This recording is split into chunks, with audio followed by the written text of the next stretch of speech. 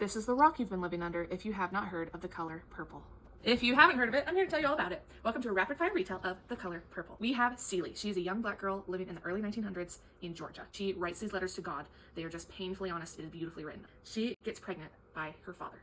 Not her choice, okay? And it happens twice. Awful, awful. He gives the children away.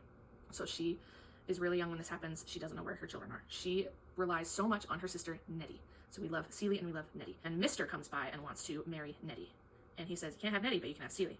Celie and Mr. get married. Mr. has like 5 kids. So Celie is faced with taking care of these kids, running his house, everything, while also being hurt by Mr. multiple times. In town, Celie sees a little girl and she thinks it's her daughter. She is with the minister's wife. So she tells Nettie, go find my daughter, go be with the minister's wife, go live your life and write to me. And Nettie says, I promise I will write to you. Nothing will keep me from it. But we don't hear from Nettie. And so she thinks Nettie is gone too, okay?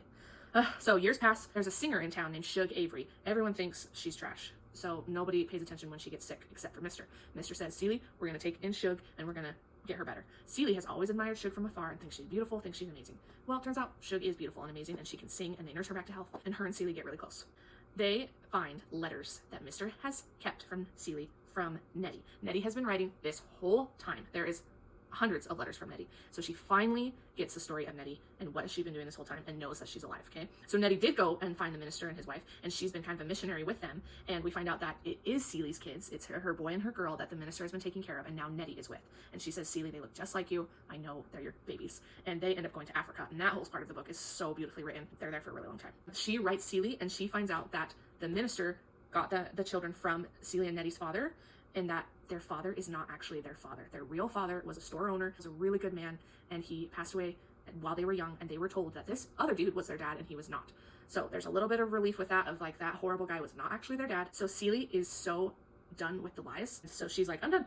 And so instead of writing to God, she writes to Nettie from now on and reconnects with her. Then she says, I'm also done with you, mister. I love Shug. We're gonna go to Shug's house in Memphis. See you later. You're cursed. I hope nothing good ever happens to you. And if you do decide something good, then it can come back to you, but we're done. So we're finally seeing her kind of claim her power and really say, enough of this. She starts sewing pants. She designs pants for Nettie in Africa because it's really hot. She designs pants for Shug when she's singing, and she really starts making her own money. Then Shug decides that she likes this other guy and might try a life with him, and kind of leaves her, and so she's heartbroken. And then she gets a letter from the government saying Nettie's ship went down when they were on their way home from Africa.